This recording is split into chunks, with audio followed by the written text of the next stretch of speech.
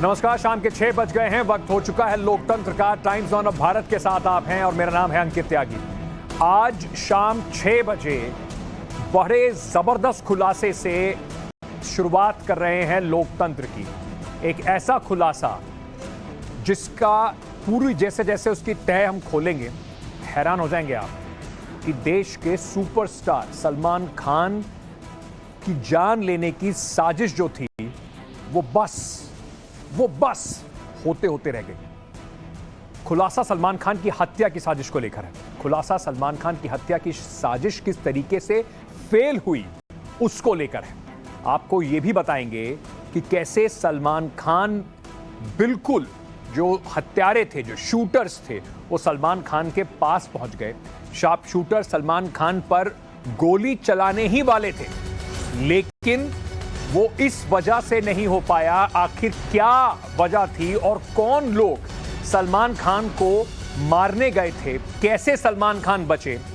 कौन था जो सलमान खान को मारना चाहता था? शूटर्स ने पूरा एक जबरदस्त इलैबोरेट यानी कि एक तफसील से प्लान बनाया हुआ था। कई दिनों की रेकी की गई थी। सलमान खान को मारने के लिए हथियार जो था वो तक वहां पहुंच चुके थे। सलमान खान को किस शहर में मारने का प्लान था?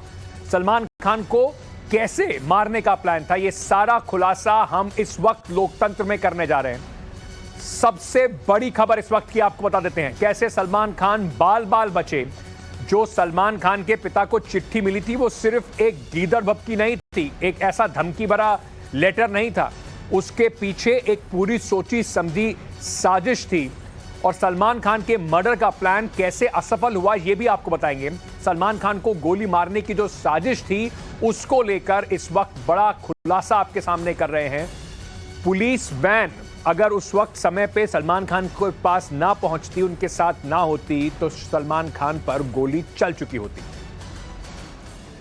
अब विस्तार से सुनिए किस तरीके से सलमान खान बाल बाल बचे हैं। सलमान खान पर हमले के पीछे पिछले महीने में ये पूरा हमला होने वाला था, यानी कि सिद्धू मूसेवाला की हत्या से पहले ये देश में एक बहुत बड़े सदमे में जाने वाली खबर थी। मैं इस खबर को जो हमारे पास लेकर आए हैं, जहां से जुटा कर लाए हैं, सीधे अपने वरिष्ठ सहयोगी निकुंज के पास आपको लिए चलता हूं। निकुंज गर्ग के पास एक एक डिटेल है कि किस तरीके से सलमान खान की हत्या की साजिश रची गई थी और कैसे वो बच पाए। निकुंज, देश को हिलाने वाली साजिश थी ये।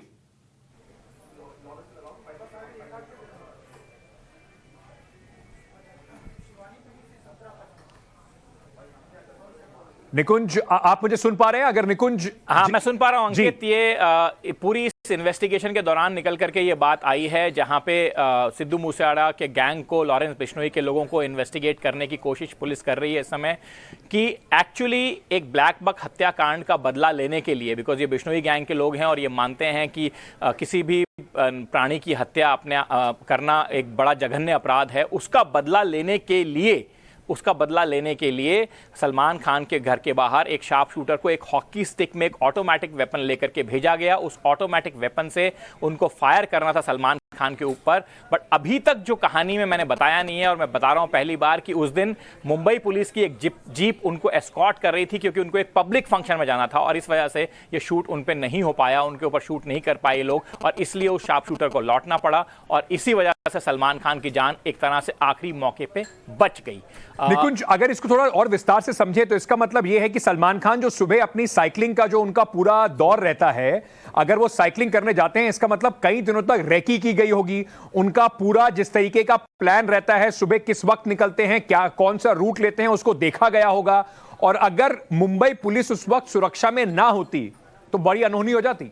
बिल्कुल ठीक बात है। रेकी की गई थी और यह बात उनको मालूम थी कि साइकिलिंग के लिए जब निकलते हैं तो अकेले ही होते हैं, और इसी वजह से उस दिन जो इस तरह का हादसा होने से टला। मैंने कहा मुंबई पुलिस की वजह से, बट सर्टेनली उसकी रेकी की गई थी। उनको मालूम था कि सलमान के साथ उस समय बॉडीगार्ड, पुलिस तो क्या बॉडीगार्ड भी नहीं रहती है उस समय में, इसीलिए उस दिन इस हत्या साजिश को अंजाम देने का इरादा बनाया गया। निकुंज, बहुत बहुत शुक्रिया हमसे जुड़ने के लिए। मैं दोबारा निकुंज के पास चलेंगे और उनसे समझने की कोशिश भी करेंगे कि किस तरीके से और विस्तार से कैसे कैसे वहां पर क्या क्या घटनाएं हुई। सलमान खान को लेकर जो पूरा खुलासा करना एक बार फिर से आपको जरा बता देते हैं। समझ लीजिए, सलमान खान को मुंबई में उनके घर के बाहर यानी कि गैलेक्सी अपार्टमेंट के बाहर गोली मारने का पूरा प्लान था। सलमान खान हर सुबह साइकिलिंग के लिए निकलते हैं। हत्या करने वाले ने तय किया था रेकी करने के बाद कि इस दौरान सलमान खान के ऊपर जानलेवा हमला किया जाएगा। पहले रेकी की गई। सलमान खान उस दिन सुबह हर रोज की तरह साइकिलिंग के लिए निकले। टाइम्स ऑफ भारत को मिली एक्सक्लूसिव जानकारी के आधार शूटर हॉकी स्टिक में ऑटोमेटिक पिस्टल को लगाकर लेकर आए थे। वो सलमान खान के पास पहुंचना चाहते थे। शूटर उस हॉकी स्टिक को सलमान खान की साइकिल के चक्के के बीच फंसाना चाहते थे और फिर सलमान खान अगर सड़क पर गिर जाते तो उनके ऊपर गोलियों की बौछार करने का पूरा प्लान था। शूटर गोली चलाने ही वाले थे तभी मुंबई पुलिस की एक वैन वहां पर थी, क्योंकि सलमान खान को एक फंक्शन में जाना था। और उसके बाद मुंबई पुलिस की प्रेजेंस होने के बाद, क्योंकि मुंबई पुलिस साथ में थी, इस वजह से डर के कारण शायद सलमान खान के ऊपर उस दिन गोली नहीं चली। रजा मुराद साहब इस वक्त हमारे पास साथ जुड़ रहे हैं। लगातार आपको इसमें और भी बहुत सारी चीजें बताएंगे। रजा मुराद साहब, जो चिट्ठी सलमान खान के पिता को मिली थी सिर्फ एक धमकी नहीं थी, उसको पूरा आगे ले जाकर पूरे उस प्लान को अंजाम देने की भी कोशिश की थी। जी हाँ, मैं बिल्कुल आपकी बात से मुत्तफिक हूं कि वॉक करने के बाद वो जिस बेंच पर बैठते थे, रेकी करने वाले को ये भी मालूम था कि वो वहीं आकर बैठेंगे और वहीं पर वो धमकी आमेज खत बरामद हुआ था।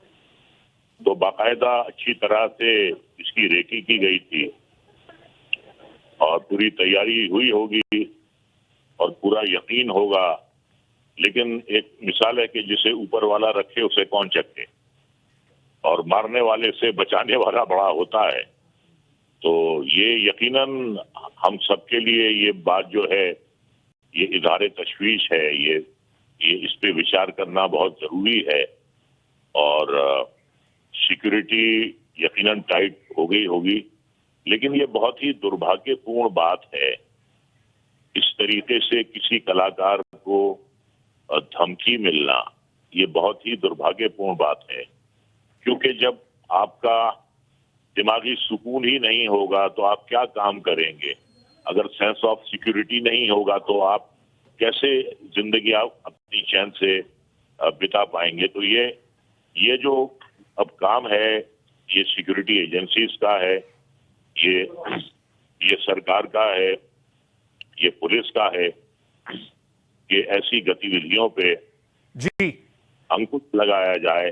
बिल्कुल। और पूरी सेफ्टी सिक्योरिटी दी जाए, सुरक्षा दी जाए। बिल्कुल सर। तो ये मैं बधाई देना चाहूंगा पुलिस को कि वो इसकी तह तक पहुंचे और गिरफ्तारियां अमल में आई। बिल्कुल सर। अब और पुलिस अगर उस दिन सलमान खान के साथ शायद ना होती तो बड़ी अनहोनी हो सकती थी। बहुत बहुत शुक्रिया रजा साहब हमसे बात करने के लिए।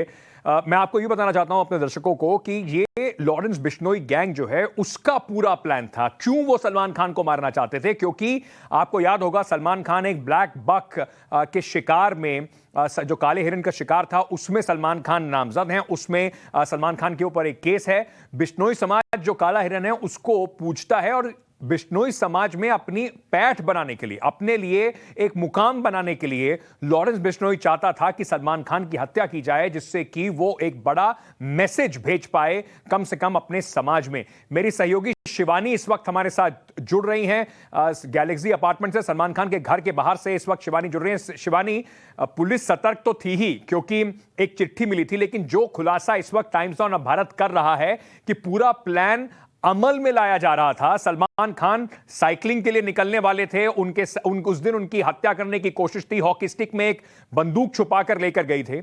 अगर मुंबई पुलिस उस दिन ना होती तो बहुत बड़ी अनहोनी हो जाती। क्या अभी माहौल है सुरक्षा को लेकर? और उनके अगर फैंस वहां पर हो तो उनसे आप बात कीजिए और हमें थोड़ा समझाने की कोशिश कीजिए कि वो इसको लेकर क्या सोचते हैं।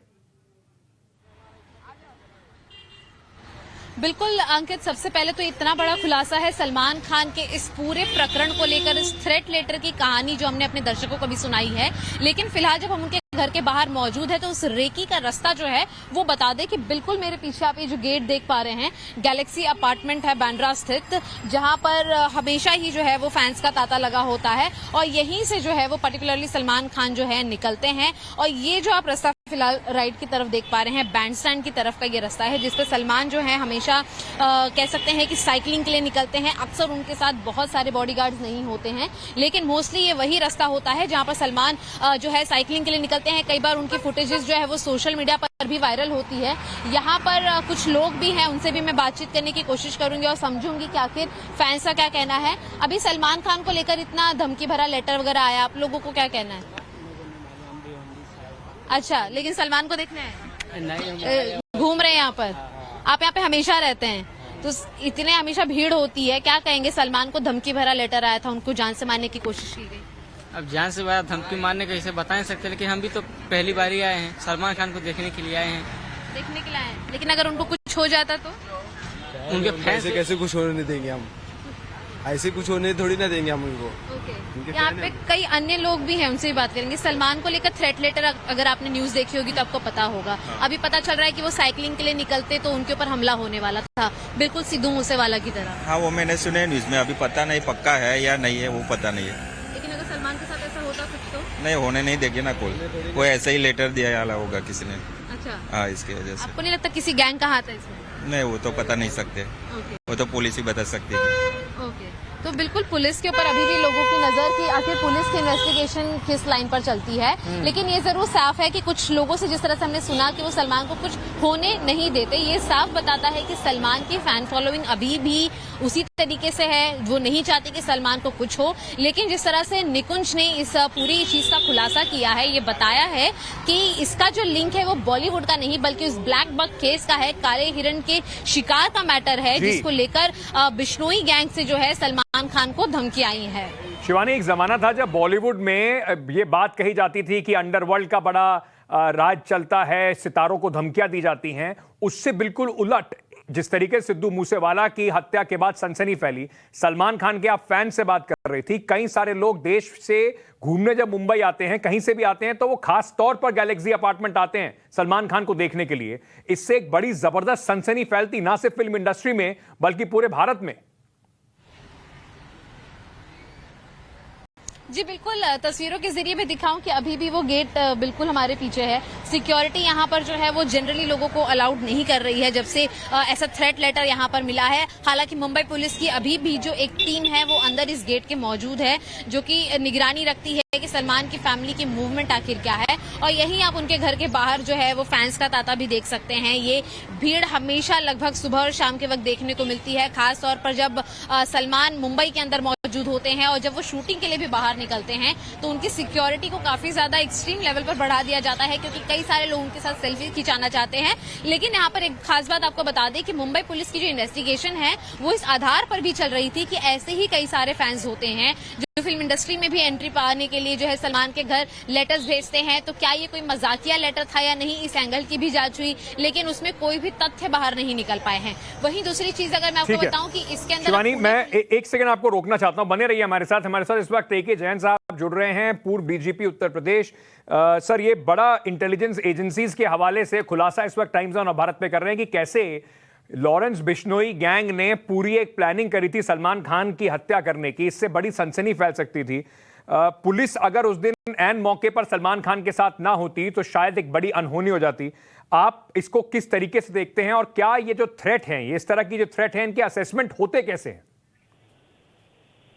थ्रेट के असेसमेंट जो हैं वो कुछ जो गैंग्स होते हैं, राइवल गैंग्स होते हैं, उनसे इंफॉर्मेशन मिलती है। कुछ जो है वो जो प्रोटेक्टी है या जिसको खतरा है उनके क्लोज सोर्सेज से इंफॉर्मेशन मिलती है। इंफॉर्मेशन मिलने के कई तरीके हैं और आज की तारीख में बहुत से गैंग्स अपना नाम जरा ऊंचा करने के लिए खुलेआम भी थ्रेट देते हैं। लॉरेंस बिश्नोई का नाम तब भी आया था जब जोधपुर केस चला था सलमान खान पे, तो तब भी इसने धमकी दी थी कि इनकी हत्या करूंगा। तब तो ओपनली धमकी दी थी और सब चैनल्स पे सब पे चला था जी। तो ये सलमान खान को बहुत सालों से, बहुत समय से खतरा है और उनको प्रॉपर सुरक्षा उपलब्ध कराई जानी चाहिए। इसमें किसी प्रकार की कोई गफलत नहीं होनी चाहिए। वो अपनी खुद भी पर्सनल सिक्योरिटी भी रखते हैं, अच्छी बात है, और कुछ जो गवर्नमेंट सिक्योरिटी है उसको भी साथ लेके चलें। बुलेट प्रूफ व्हीकल्स का प्रयोग करें, अपने प्रोग्राम्स को ज्यादा सार्वजनिक ना करें, सरप्राइज मूवमेंट होना चाहिए जी। इससे ज्यादा बचत और किसी चीज में नहीं है। बहुत बहुत शुक्रिया सर, अपनी विशेष राय हमें इस पर देने के लिए। आशुतोष इस वक्त हमारे साथ जुड़ रहे हैं। बिग बॉस जो कार्यक्रम रहा है, रियलिटी शो, उसके मेंबर रहे हैं, उसमें जीते भी हैं आशुतोष। सलमान खान के फैंस जो हैं वो दुनिया भर में हैं, वो बिग बॉस के होस्ट भी रहे हैं। हम इस वक्त जो बड़ा खुलासा कर रहे हैं उसमें सलमान खान को की हत्या करने की पूरी साजिश का इस वक्त खुलासा कर रहे हैं। आप किस तरीके से इसको देखते हैं? अगर उस दिन पुलिस उनके साथ ना होती तो एक बड़ी घटना हो सकती थी। जी बिल्कुल हो सकती थी घटना, और अब तो ये टाइम आ गया है कि सुरक्षा हटी और दुर्घटना घटी। हमें तो ये समझ नहीं आता, आज हम जब सरकार चुनते हैं, सरकार से हमारी 2-3 मांगे होती है कि सड़क सुरक्षा, बिजली, पानी, जो हमें आजकल कुछ भी नहीं मिलता।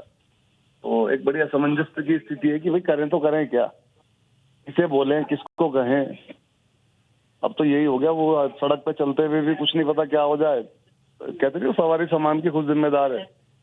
तो भैया अपने भरोसे रहो, किसी और के भरोसे मत रहो, क्योंकि सुरक्षा मिलने के बाद भी आपने सुना होगा 7 तालों में भी चोरी हो जाती है।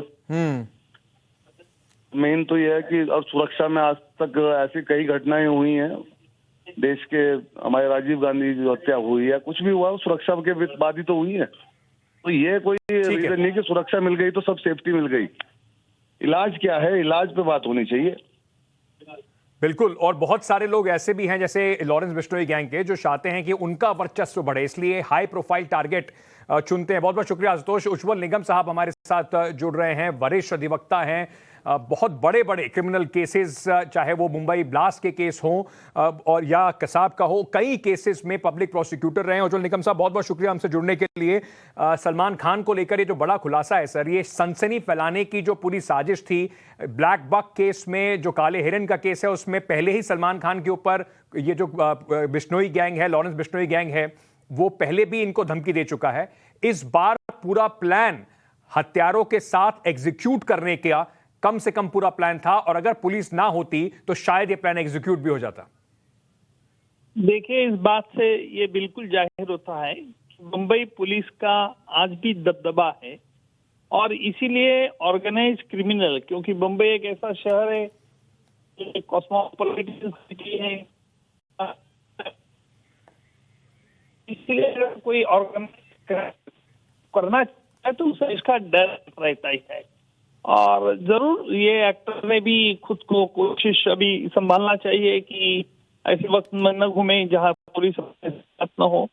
मुझे लगता है पुलिस, अगर ये बात सही है, इसने ये साजिश का भंडाफोड़ करके एक अच्छी इसलिए उनका बहुत अभिनंदन करूंगा, और आगे चल के पुलिस इसी तरह से बर्ताव करे।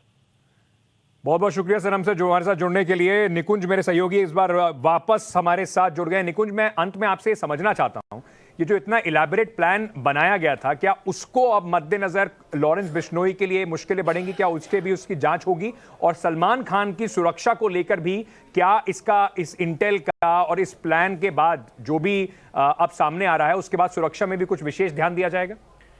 अंकित, दोनों ही बातें ठीक हैं आपकी। पहली बात आपने बिल्कुल ठीक कही कि अगर लॉरेंस बिश्नोई की इंटेरोगेशन में इस तरह की बात सामने आती है कि सलमान खान पे ऑलमोस्ट निशाना इन लोगों ने साध ही लिया था, तो कोई भी लॉ एनफोर्समेंट ये कोशिश ज़रूर करेगी कि इस तरह के लोगों को और इस तरह के गैंग से जुड़े हुए लोगों को जितने दिन वो अपनी कस्टडी में रख सके उतना अच्छा है। तो इनके लिए मुसीबत बढ़ेगी, और ये मुसीबत फिर कोर्ट में रिफ्लेक्ट होगी, बिकॉज पुलिस का ये पुख्ता दावा होगा कि किसी तरीके से इन लोगों ने इस तरह इतने बड़े कारनामे को अंजाम देने की साजिश रची, इसलिए इस कॉन्स्पिरेसी और अटेम्प्ट टू मर्डर में भी इनको सलाखों के पीछे रखा जाए। तो इसमें तो कोई शक नहीं है कि पुलिस इनको अब आसानी से इस मामले में जेल से बाहर आने देने वाली नहीं है। दूसरी बात यह कि सलमान खान, तो मुझे जहां तक लगता है कि सलमान खान की सिक्योरिटी को लेकर मुंबई पुलिस ने पहले अभी इंतजाम किए हैं, और पुख्ता इंतजाम करने की जरूरत उनको लगेगी, क्योंकि अंकित, एक चीज हमने ये देख ली है कि ये लोग कितने ब्रेजन हैं कि दिन दहाड़े मर्डर करने से इनको कोई गुरेज नहीं है। अगर ऐसी सिचुएशन है तो किसी बड़े आदमी के ऊपर यदि अनफॉर्चुनेटली भी कोई फायर हो जाता है तो देश की बड़ी बदनामी होती है। इंटरनेशनल फॉलोअरशिप है सलमान खान की, इसका ध्यान सबको रखना पड़ेगा। हमारे एग्जीक्यूटिव एडिटर निकुंज गर्ग की ये विशेष एक्सक्लूसिव रिपोर्ट, सलमान खान पे किस तरीके से हत्या की साजिश रची गई थी। बहुत बहुत शुक्रिया निकुंज हमारे साथ जुड़ने के लिए। सिद्धू मूसेवाला से पहले सलमान खान के मर्डर की पूरी ये साजिश थी। मैं एक बार फटाफट आपको बता देता हूं, रेकी की गई थी। एक हॉकी स्टिक में बंदूक रख के सलमान खान जब साइकिलिंग के लिए निकलते हैं तो उनके ऊपर गोलियां चलाने का पूरा प्लान था और जो शूटर हैं वहां पर तैनात थे। मुंबई पुलिस की अगर वहां पर सलमान खान को क्योंकि सुबह सुबह जब वो साइकिलिंग के लिए निकलते हैं तो कई बार अपने बॉडीगार्ड्स के बिना निकलते हैं, अगर मुंबई पुलिस की वहां पर गाड़ी ना होती तो शायद सलमान खान के ऊपर हमला कर दिया जाता। लॉरेंस बिश्नोई गैंग, जो इनपुट के हवाले से हमें खबर मिल रही है, जो इंटेलिजेंस के हवाले से निकुंज के पास से खबर आई है, ये लॉरेंस बिश्नोई गैंग एक बड़ा मैसेज ब्लैक बक, काले हिरन वाले मामले में करने के लिए सलमान खान की हत्या करने की कोशिश कर रही थी। आगे बढ़ते हैं, सिद्धू मूसेवाला की बात करते हैं, क्योंकि सलमान खान की हत्या में अगर वो विफल हुए उसके बाद उन्हें एक बड़ा जो सफलता मिली वो सिद्धू मूसेवाला के मर्डर में मिली और उसके बाद पूरे पंजाब में और देश में सनसनी फैल गई। इस मामले में लगातार खुलासे हो रहे हैं, गिरफ्तारियां हो रही हैं, जबकि कुछ शूटर्स अब नेपाल भागने की फिराक में हैं। इस सबके बीच एक बड़ा भावुक कर देने वाला वीडियो सोशल मीडिया पर सामने आया है, जिसमें मूसेवाला के पिता एक गाड़ी में उनकी तस्वीर लेकर सफर कर रहे हैं। यह रिपोर्ट देखिए। बेटे की याद में एक पिता की ये तड़प देखिए। कहते हैं कि सबसे बुरा होता है अपने बच्चे की अर्थी को कंधा देना, और उससे भी बुरा होता है संतान के खोने के सदमे को बर्दाश्त कर पाना। पिछले चंद दिनों से वायरल इस वीडियो में मूसेवाला के पिता अपनी गाड़ी में बेटे की एक बड़ी सी तस्वीर लेकर घूम रहे हैं। दिल में दर्द, चेहरे पर मायूसी, खामोश जुबान के साथ गाड़ी की पिछली सीट पर बैठे पिता फ्रंट सीट पर दुनिया को अलविदा कह चुके बेटे की तस्वीर रख दी है। इस वीडियो पर मूसेवाला के फैंस भावुक हो रहे हैं, दुख जता रहे हैं। मूसेवाला के पिता इंसाफ की चाह में बार बार गुहार लगा रहे हैं। दूसरी तरफ पुलिस उन लोगों को तलाश रही है जिनके हाथ मर्डर कांड में खून से रंगे हैं। अब तक की जांच से लगता है कि मर्डर के लिए साजिशों की एक पूरी सीरीज चल रही थी। पुलिस ने उस लड़के को भी गिरफ्तार कर लिया है जो 29 मई को केकड़ा के साथ मूसेवाला के घर के बाहर दिखा था। बठिंडा से केशव और चेतन की गिरफ्तारी हुई है। गिरफ्तार केशव के लिए केकड़ा ने रेकी की थी। हथियारों का प्रबंध भी केशव ने ही किया था। पुलिस के मुताबिक केशव और चेतन दोनों दोस्त हैं। गिरफ्तार केशव के घर पुलिस की टीम पहुंची तो परिवार को पहले पूरी कहानी सुनकर धक्का लगा। फिर मां ने बताया उसे तो 2 महीने पहले ही परिवार से बेदखल कर दिया गया है। मां का कहना है बेटा अगर हत्याकांड में शामिल है तो पुलिस उसे गोली मार। बस बेटा जी गलती की है भुगतूगा, और कुछ नहीं चाहिए मैंने। जो सरकार करूगी वो ठीक है। मूसेवाला की हत्या का कनेक्शन कई राज्यों से है। मर्डर पंजाब में, प्लान दिल्ली में और शूटर्स अलग अलग राज्यों के। मतलब मर्डर से पहले पूरी कहानी बाकायदा लिखी गई और फिर एक एक करके शूटर्स को साजिश का पूरा प्लान बताया गया। पुलिस अपने स्तर से जांच कर रही है। दूसरी तरफ कुछ शूटर्स पुलिस के डर से अपने लिए सुरक्षित ठिकानों की तलाश में जुट गए हैं। पुणे वाला शूटर संतोष जाधव अब डर से शहर तो शहर, देश छोड़ने की फिराक में है। पुणे से गिरफ्तार सौरभ उर्फ महाकाल का खुलासा, शूटर संतोष जाधव 3 दिन पहले तक पुणे में था। नेपाल जाने के लिए पुणे से निकल चुका है जाधव। पंजाब पुलिस की एक टीम मोहाली में भी लगातार सर्च अभियान चला रही है। कुछ को हिरासत में भी लिया है, कुछ की तलाश जारी है। इससे पहले भी मूसेवाला मर्डर कांड को लेकर मोहाली में कई जगहों पर छापेमारी हो चुकी है। सारा मोहाली दे विच असीं एक बड़ा ऑपरेशन किया, कोऑर्डिनेट सर्च।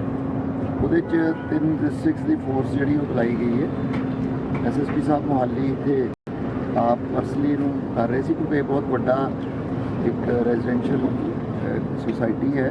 अब तक गिरफ्तार संदिग्धों से पुलिस की पूछताछ लगातार जारी है और उसी इनपुट के आधार पर पुलिस किसी नतीजे तक पहुंचना चाहती है।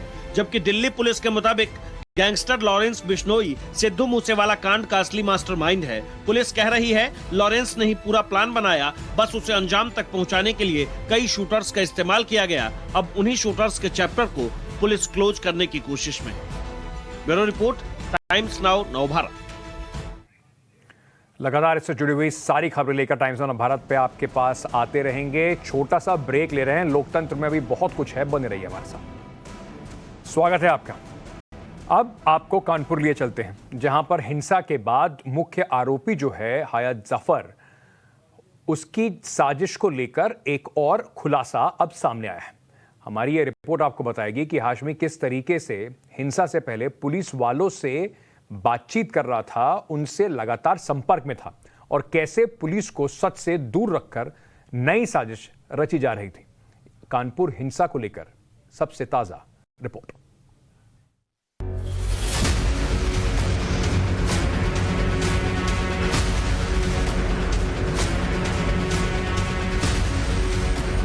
कानपुर हिंसा का मुख्य आरोपी हयात जफर हाशमी के पापों की एक एक पोटली धीरे धीरे खुलती जा रही है। शहर को हिंसा की आग में झोंकने के लिए हाशमी ने कोई कोर कसर नहीं छोड़ी। पहले हयात जफर हाशमी ने हिंसा की साजिश रची, फिर जांच हुई तो विदेशी फंडिंग की बात भी सामने आ गई। इससे आगे जांच हुई तो पीएफआई का कनेक्शन निकला, और अब हाशमी के पुलिस से कनेक्शन के भी सबूत सार्वजनिक हो गए हैं।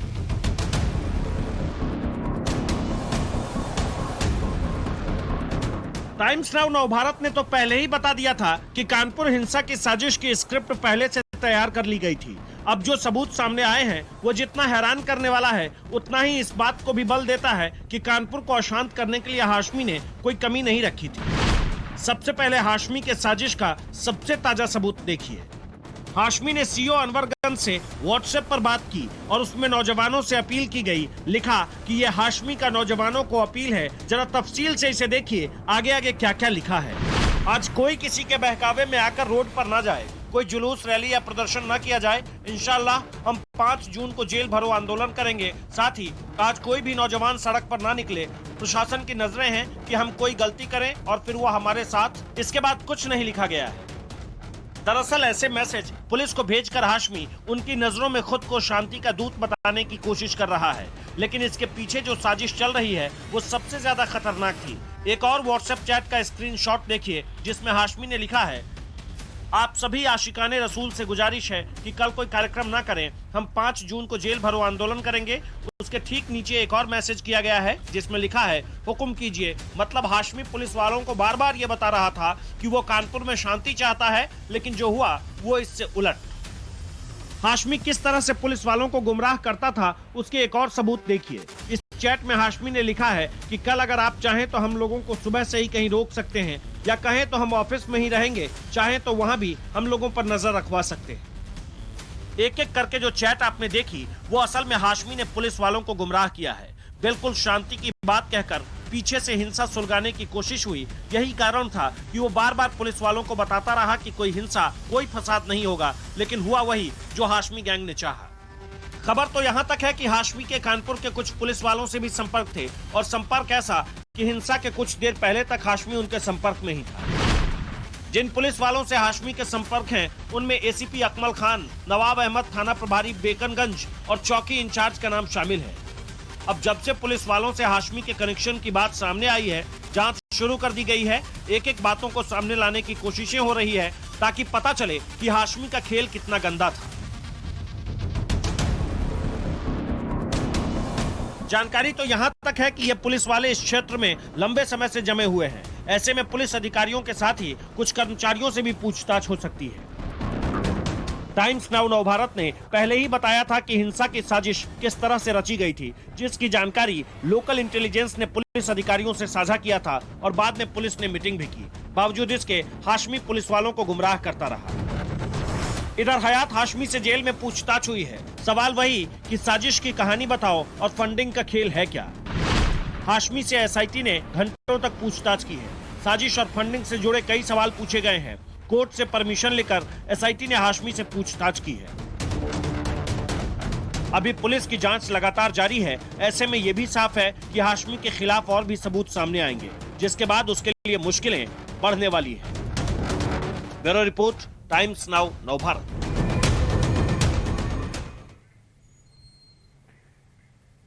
चलिए, अब वक्त हो चुका है हमारी स्पेशल रिपोर्ट का, जिसमें आज आपको दिखाएंगे कैसे लंबी खामोशी के बाद शिवसेना प्रमुख उद्धव ठाकरे ने बिल्कुल जो उनके पिताजी के पुराने तेवर होते थे, जिसको बार बार उन्हें कहा जा रहा था, याद दिलाया जा रहा था, वो पुराने तेवर आज बहुत दिनों बाद उद्धव ठाकरे में देखने को मिले। दरअसल मुख्यमंत्री उद्धव ठाकरे ने औरंगाबाद की एक रैली में अपने पिता की उस सपने को पूरा करने का ऐलान किया जो दिवंगत बाला साहब ठाकरे ने औरंगाबाद का नाम बदलकर संभाजी नगर करने का देखा था। उद्धव ठाकरे ने इस ऐलान पर बड़ा सवाल यह है कि क्या औरंगाबाद का नाम संभाजी नगर शिवसेना के सहयोगी कांग्रेस और एनसीपी को मंजूर होगा और क्या ओवैसी की पार्टी इसे स्वीकार करेगी? इसका कब्जा औरंगाबाद की संसदीय सीट पर है। उत्तर प्रदेश के बाद अब महाराष्ट्र में कैसे शुरू हो गई है औरंगजेब की एक खोज कथा, ये सब देखिए, क्योंकि इसमें राजनीति भी है और कहीं ना कहीं कोशिश उद्धव ठाकरे की ये भी थी कि भारतीय जनता पार्टी और एमएनएस जो उनके भाई की पार्टी है, चचेरे भाई की पार्टी है, उसको भी एक सीधा सीधा मैसेज जरूर दिया जाए।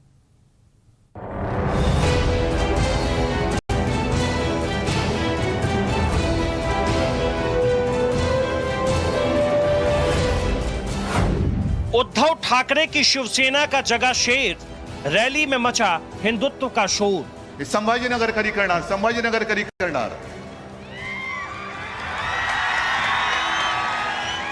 हे कोणी सांगायचं आपल्याला? त्यांनी महाराष्ट्र से मिटेगी औरंगजेब की पहचान, औरंगाबाद का नाम होगा संभाजीनगर।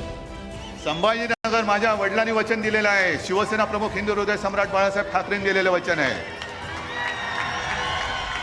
ते मी विसरलेलं नाही, विसरणार नाही, ते केल्याशिवाय राहणार नाही। छत्रपति शिवाजी महाराज के राज्य की राजनीति में हिंदुत्व का एजेंडा एक बार फिर उफान मार रहा है। कांग्रेस और एनसीपी के साथ बीते 2.5 साल से सरकार चला रहे शिवसेना प्रमुख उद्धव ठाकरे ने औरंगाबाद की रैली में ऐसा दांव चला जो बीजेपी को प्लान 2024 को लेकर नए सिरे से सोचने पर मजबूर कर सकता है। संभाजीनगर कधी करणार, संभाजीनगर कधी करणार, हे कोणी सांगायचं आपल्याला? त्यांनी संभाजीनगर माझ्या वडिलांनी वचन दिलेलं आहे, शिवसेना प्रमुख हिंदू हृदय सम्राट बाळासाहेब ठाकरेंनी दिलेलं वचन आहे, ते मी विसरलेलं नाही, विसरणार नाही, ते केल्याशिवाय राहणार नाही। पण आधी मला जे ओरडतायत, बोंबलतायत, म्हणजे तुम्ही नाही हो, पलीकडचे, की संभाजीनगर कधी करणार, त्यांना मला सांगायचं आहे की जवळपास 1-1.5 वर्ष झालं विधानसभेमध्ये ठराव मंजूर झालेला आहे, कॅबिनेटने मान्यता दिलेली आहे। एक सुरुवात म्हणून माझ्या या संभाजीनगर विमानतळाचं नाव छत्रपती संभाजी महाराज विमानतळ करा असा ठराव आम्ही केंद्राकडे दिलेला है। उद्धव ने औरंगाबाद का नाम छत्रपति संभाजी के नाम पर करने का ऐलान उसी मैदान में किया जहां पिछले महीने उनके चचेरे भाई और एमएनएस चीफ राज ठाकरे ने रैली की थी। यहाँ उद्धव ने न सिर्फ औरंगाबाद का नाम संभाजी नगर करने का ऐलान किया, बल्कि एयरपोर्ट का नाम छत्रपति संभाजी के नाम पर न करने को लेकर बीजेपी पर सीधा वार भी किया। तो इस पर बीजेपी की तरफ से देवेंद्र फडणवीस ने भी तीखा पलटवार किया। फडणवीस ने ट्विटर पर लिखा, जो लोग औरंगाबाद जिले का नाम संभाजी नगर करने, जल संकट के समाधान की व्यर्थ उम्मीदों के साथ आए, विकास की किसी भी नई योजना को कुछ नहीं मिला, लोगों को सिर्फ ताने और ताने मिले।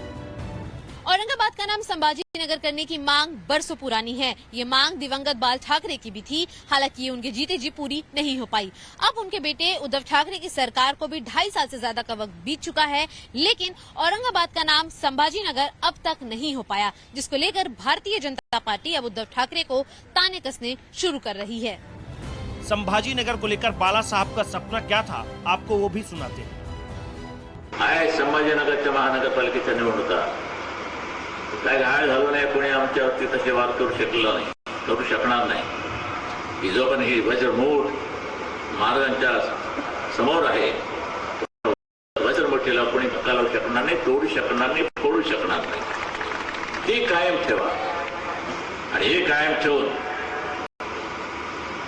संभाजीनगरावरती महानगरपालिकेवर जो आपला भगवा झेंडा फडकत आहे कडवाट, तो जास्त बहुमताने फडकला पाहिजे, ही काळजी घेतली पाहिजे आणि सर्व पक्ष आडवे करून वाघाची अवलाद आहे म्हणून तुम्हाला दाखवलं पाहिजे आणि पंजाबचा एकच फटका मारला पाहिजे। ही ताकद तुम्ही त्या दिवशी दाखवलीच पाहिजे आणि एवढी अपेक्षा करून आपली सर्वांची रजा घेतो।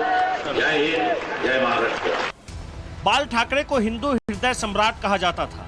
उनकी सियासत का इकलौता एजेंडा हिंदुत्व था। ऐसे में शिवसेना और बीजेपी का गठजोड़ सालों साल चला, लेकिन 2019 में महाराष्ट्र के सीएम की कुर्सी के झगड़े में शिवसेना और बीजेपी की राहें जुदा हो गई।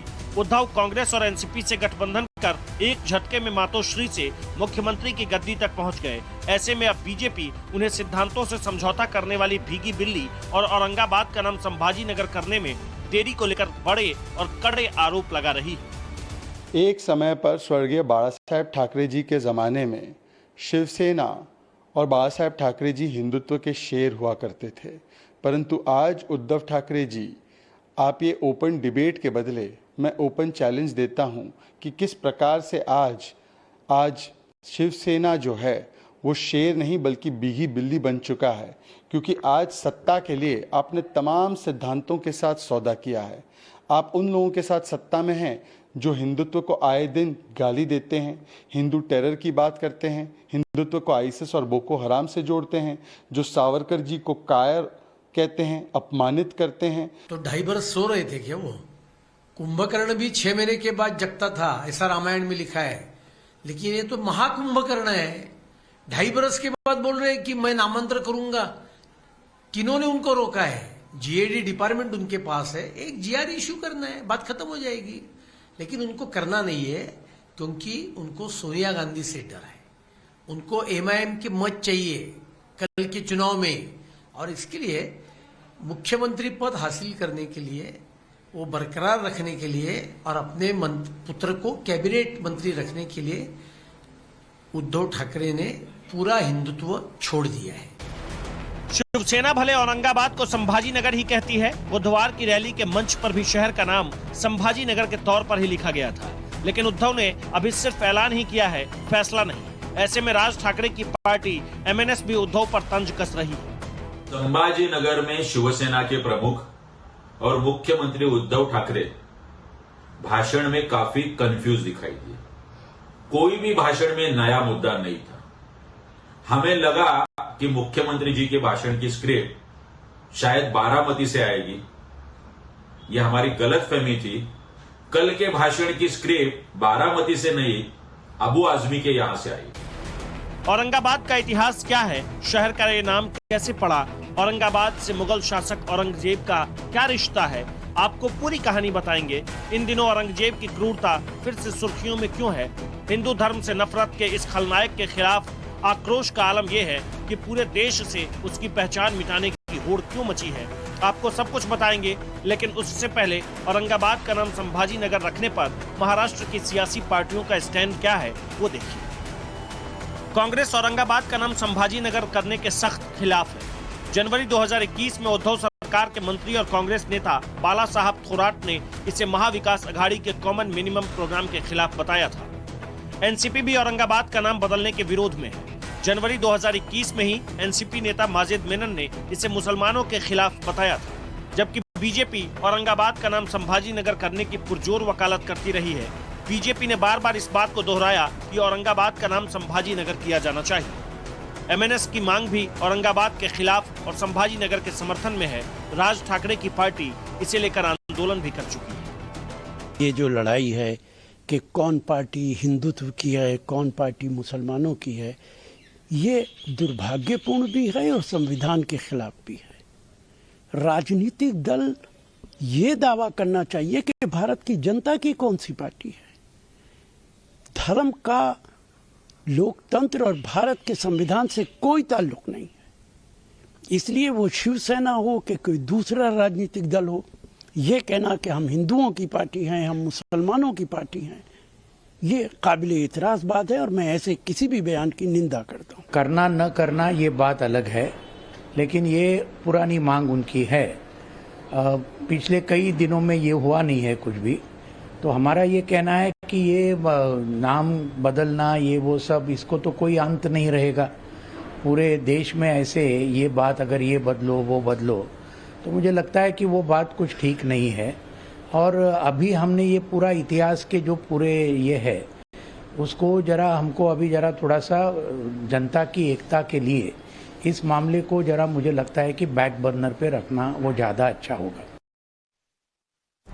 एक तबका देश की एकता के लिए औरंगाबाद का नाम संभाजी नगर नहीं करने पर जोर दे रहा है, लेकिन दूसरा तबका वो भी है जो देश के कोने कोने से औरंगजेब की निशानियों को मिटा देना चाहता है। पिछले महीने आगरा के मेयर और महापौर परिषद के राष्ट्रीय अध्यक्ष नवीन जैन ने देश भर के महापौरों से औरंगजेब के नाम से जुड़ी निशानियां खत्म करने की अपील की थी।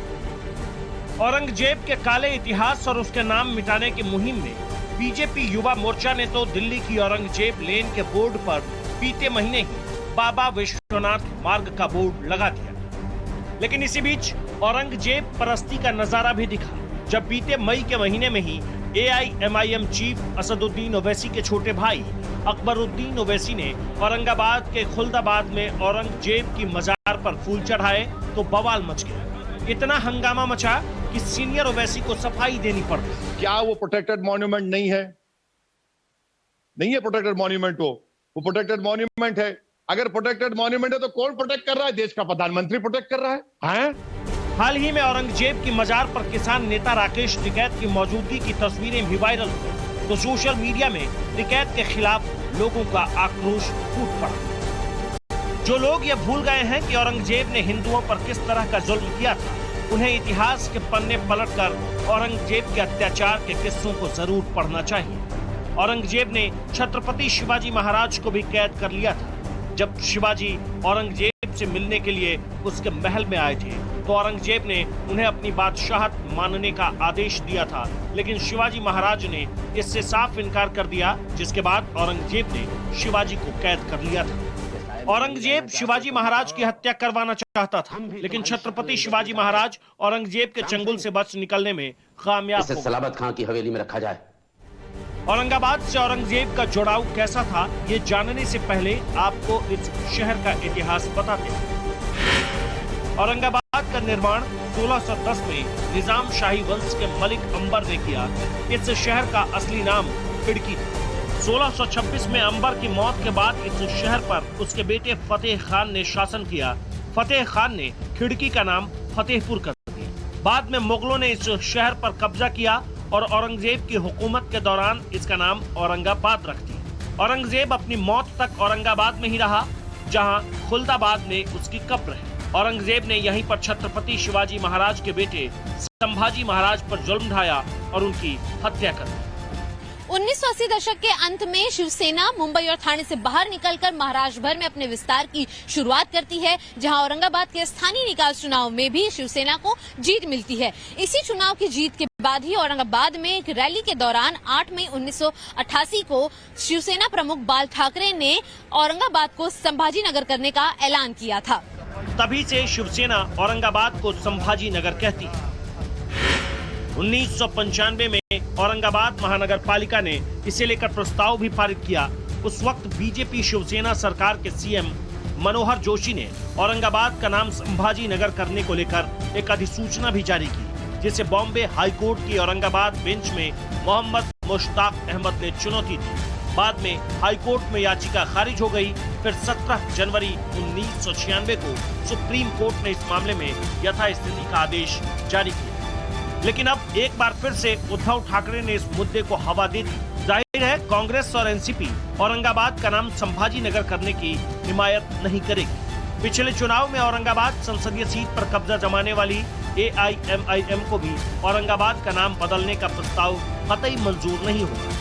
औरंगाबाद का नाम बदल के संभाजी नगर करने की पुरानी मांग है। अगर उद्धव ठाकरे ऐसा करते हैं तो वो कोशिश करेंगे कि जिस तरीके से भाजपा भारतीय जनता पार्टी जो है एक आक्रामक हिंदुत्व को लेके आगे बढ़ रही है, उसके साथ साथ राज ठाकरे भी जो है वो जो है एक बुरी पराजय के बाद पिछले जो है विधानसभा चुनाव में एक जो है हनुमान चालीसा का पाठ का विवाद हो या जो है मस्जिदों से जो है लाउड स्पीकर उतारने की विवाद हो, तो वो एक आक्रामक हिंदुत्व जो है अपनाए हुए हैं। उसको कहीं न कहीं उद्धव ठाकरे इस बयान से उसको शांत करना चाहते हैं, उसको काउंटर करना चाहते हैं। ऐसे में देखना दिलचस्प होगा कि बीएमसी चुनाव से ठीक पहले और 2024 के विधानसभा और लोकसभा चुनाव से पहले महाराष्ट्र की सियासत किस करवट लेती। मुंबई से शिवानी मिश्रा के साथ bureau report, times now, Navbharat.